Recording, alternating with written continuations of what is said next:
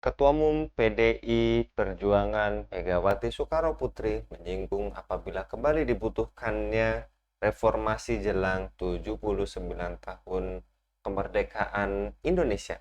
Hal itu disampaikan olehnya saat memberikan sambutan pembuka di Rapat Kerja Nasional ke-5 PDIP di Beach City International Stadium di Ancol, Jakarta pada hari Jumat 24 Mei 2024. Megawati mengingatkan bahwa masyarakat Indonesia telah menjadi manusia dan warga negara dari sebuah negara yang merdeka dan berdaulat.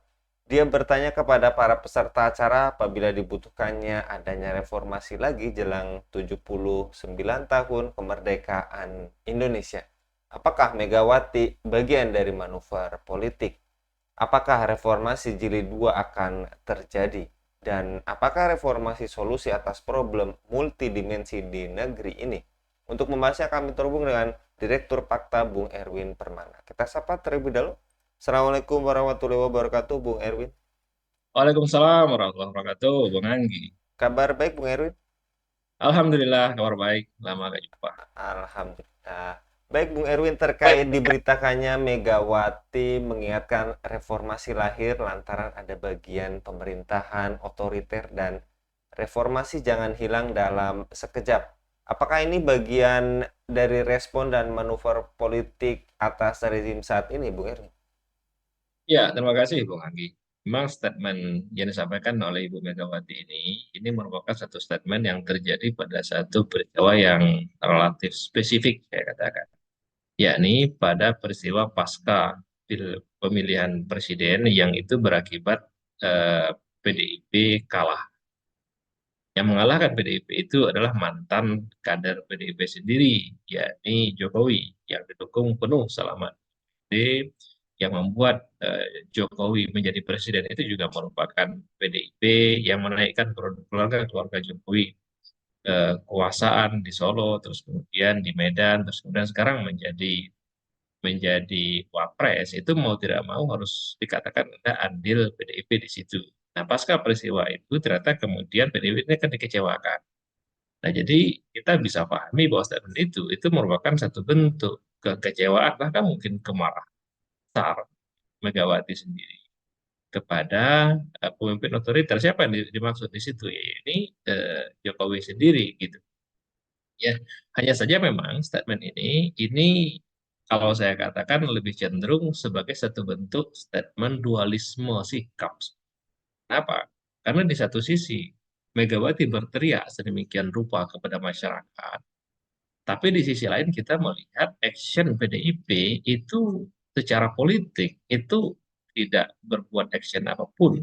Di satu sisi marah, tapi di sisi lain tidak nampak sikap nyata yang dibuat oleh, kita lihat misalnya di DPR. Di DPR itu sampai detik ini yang menjadi ruling partai, partai pemenang, penguasa parlemen itu adalah PDIP. Bahkan yang menjadi ketua DPR itu juga PDIP, yakni saudari Puan Maharani, yaitu juga merupakan putri dari Ibu Megawati sendiri. Gitu. Nah, dalam mekanisme sistem ketatanegaraan sekarang ini kan ada mekanisme checks and balance. Ada mekanisme kontrol terhadap kekuasaan yang bisa dilakukan oleh DPR. Mestinya kalau memang seperti yang dinyatakan oleh Bu Megawati itu, jalankan dong mekanisme politik itu.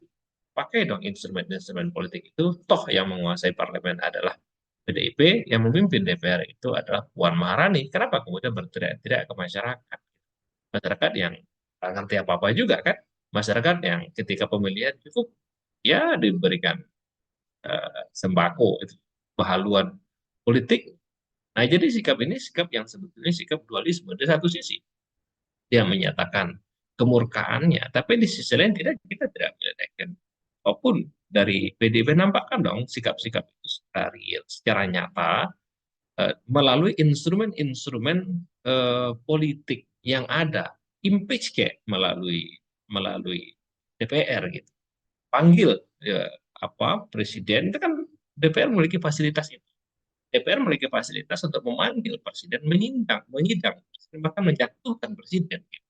Kenapa kemudian instrumen itu tidak dipakai? Kalau hanya sebatas tidak saja, ormas, LSM, masyarakat sipil itu juga bisa melakukan itu, tidak perlu menjadi partai pemenang gitu. Apakah kemudian ini sebagai sebuah gertakan sambal? Ya, akhirnya saya membaca begitu.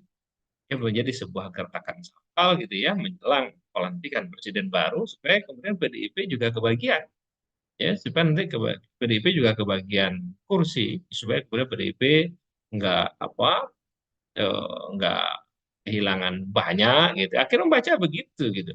Mana sikap PDIP yang selama ini orang ketahui sebagai kalau oposisi itu oposisi sejati. Kalau oposisi itu oposisi habis-habisan, tapi tidak ada sikap itu. Justru kemudian sikap lembek yang saya baca dari pernyataan Ibu Megawati ini. Saya tidak melihat satu kesungguhan sikap yang nyata di dalam perbuatan. Ya, dalam langkah-langkah politik yang real di parlemen saya sama sekali tidak melihat itu. Sejak dari awal malah ketika terjadi kisruh, ini Jokowi yang tadinya ingin berencana mendukung Ganjar, tapi kemudian beralih haluan mendukung Pak Prabowo gitu. Itu kan satu kekecewaan yang sangat di situ. Kenapa? Bagaimana mungkin kader partai tidak mendukung kader partai yang lain? Justru kemudian dia berikan dukungan dan orang lain yang itu merupakan berbeda haluan partai politik itu sebuah pelanggaran. Mestinya mekanisme sudah berjalan dari saat itu. Walaupun Bu Jokowi, Ibu Megawati sudah menyindir dia, tapi hanya sebatas sindiran. Ya sindiran, hanya sebatas sindiran sampai sekarang masih nyindir gitu. Ya, jadi apa esensinya nggak ada. Resultantenya menurut saya nol. Iya, Bu. Baik, Bung, terkait tadi dualisme sikap dari partai PDI Perjuangan juga banyak di era Jokowi banyak pihak yang mengkritik pembangunan berbagai proyek seperti IKN, kereta cepat, menumpuknya utang luar negeri yang hingga menembus lebih dari 8.000 triliun. Juga tadi Anda paparkan, apakah tidak ada satu parpol pro parlemen yang berani menghalangi dan menyanggah kebijakan Jokowi termasuk tadi PDIP sendiri? Hingga detik ini, itu semua partai itu seperti berada pada satu barisan berkaitan dengan kebijakan Jokowi. Kereta cepat, ya, terus kemudian eh, pembangunan IKN, ya, terus kemudian pembangunan eh, proyek-proyek strategis nasional yang lain itu kan banyak itu. Justru kemudian partai itu seperti berada pada satu sikap yang sama, memberikan dukungan kepada Jokowi. Faktanya adalah ketika Undang-Undang Omnibus Law itu disetujui, ya DPR setuju-setuju saja, Pak. Kenapa? Ini sekaligus mengkonfirmasi kepada kita begitulah kualitas partai yang ada dan begitulah kualitas anggota parlemen yang ada saat ini gitu. Ya, kalau misalnya baginya cukup rata, maka ya sudah diam. Kalau baginya nggak rata, ya agak teriak sedikit mereka. Sampai kemudian dibagi rata. Begitu dibagi rata lagi, yang tadinya teriak, diam dia. Itu yang terjadi kan. Ini satu hal yang mungkin sudah sama-sama kita kita pahami lah berkaitan dengan kelakuan-kelakuan yang semacam ini. Jadi nyaris tidak ada satu partai ya, yang bisa kita handalkan ya untuk kemudian menjadi semacam kontrol yang powerful terhadap setiap kebijakan-kebijakan yang eh, dilaksanakan oleh Jokowi. Kalaupun ada area-area kecil ya yang nggak signifikan, ya, sebutlah misalnya kayak PKS itu kan masih menyampaikan aspirasi masyarakat terhadap kebijakan-kebijakan yang itu dipandang itu tidak adil. Jadi apa artinya PKS gitu lah? Kalau begitu apa arti masuk parlemen juga kalau begitu kan? Kalaupun misal dia menjadi suara suara dominan di DPR misalnya PKS kemudian dia menjadi suara dominan di DPR, apakah kemudian dia bisa mengarahkan kebijakan itu betul-betul sesuai dengan ideologi partai? Enggak juga. Tetap yang akan berjalan itu adalah ideologi demokrasi itu sendiri yang memisahkan agama dari kehidupan. Ideologi demokrasi itu sendiri yang berorientasi kepada sekularisasi yang pada akhirnya berorientasi kepada kapital, kepada para pemilik modal, ujung-ujungnya tetap ketimpangan, ujung-ujungnya tetap ketidakadilan gitu. Ya jadi hari ini nyaris pada akhirnya nyaris tidak ada satupun partai yang bisa diharapkan oleh masyarakat yang bisa menjadi balance of power, menjadi penyeimbang kekuasaan yang menggigit hari ini. Ini sebentar lagi juga mau dipotong ini gaji untuk tapera, tabungan perumahan rakyat, itu. PNS, gaji karyawan, semuanya merupakan masyarakat kita ini gajinya. 73% masyarakat Indonesia itu yang bergaji, itu hidupnya di akhir bulan itu sudah ngutang. Jadi tutup lubang, gali lubang. Lah ini mau dipotong lagi. Allah, bagaimana nanti nasib masyarakat? Mau ya dipertimbangkan. Diriset sedikit lah. Kan kebijakan ada di mereka, data. Dari mereka, data itu digunakan sebagai basis untuk membuat kebijakan. Kebijakan apa? Kebijakan mensejahterakan kehidupan masyarakat. Kan gitu. Berkaitan dengan data, mereka lebih komplit dibandingkan dengan apa yang kita punya. Kenapa kok kemudian berkebalikan? Kebijakan yang diambil itu dengan fakta dan data yang ada di lapangan. Kan masyarakat kita gitu kondisinya. Hidup tutup. Dulu bang, malah mau dipotong lagi dengan TPR. Nah, ditandatangani kan kemarin itu. Perpres apa itu. Demikian, Bung. Baik, dan terakhir Bung, apakah reformasi akan terjadi? Kemudian reformasi bisakah menjadi solusinya, Bung? Ya, kalaupun ada ria-ria ke sana, dan pada akhirnya kalaulah misalnya reformasi itu terjadi, itu menurut saya hanya akan membuang-buang energi saja. Reformasi yang pertama itu tidak hasil. Tidak ada satu nilai yang berarti yang bisa kita lihat untuk membangun negeri ini. Coba apa perbedaan masyarakat sebelum 98 dengan setelah 98? Nilai apa yang dihadirkan? Gitu. Tiranisme, ya sekarang apa tidak ada yang namanya tiranisme kekuasaan? Ada kok tiranisme kekuasaan. Dan zaman Pak Harto dengan zaman sekarang tiranisme kekuasaan itu tetap ada. Ada nggak nilai moral yang disumbangsikan? Malah moral kita pasca reformasi malah makin amburadul dibandingkan dengan moral orang sebelum reformasi gitu.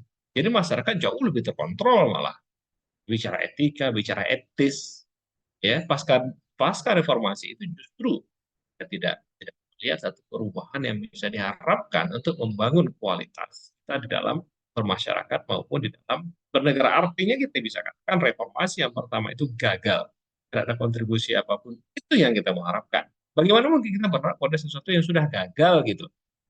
Ya kita berharap kepada sesuatu yang berhasil. Apa yang pernah berhasil membangun masyarakat ini apa yang dilakukan oleh Rasulullah yang mulia. Ya, ini bagaimana beliau membangun masyarakat. Mestinya orientasi perjuangan kita itu kepada yang berhasil. Kita mencontoh kepada yang baik. Kita mencontoh kepada yang berhasil. Bukan mencontoh kepada yang gagal. Reformasi itu sudah gagal. Jadi nggak ada gunanya. Hari ini kita gaung-gaungkan. Ayo kita reformasi. Hidupkan reformasi. Kembali ke reformasi. Itu apa? Untuk apa? Itu hanya sebatas jargon, ya, hanya sebatas jargon yang hasilnya secara empiris di lapangan nggak berbuah apa-apa. Apakah reformasi itu menghasilkan distribusi kesejahteraan tengah-tengah masyarakat? Apa reformasi menghadirkan kesejahteraan ekonomi masyarakat? Makin parah ketimbang. Apakah reformasi itu ada penegakan hukum di situ? Nggak ada kok.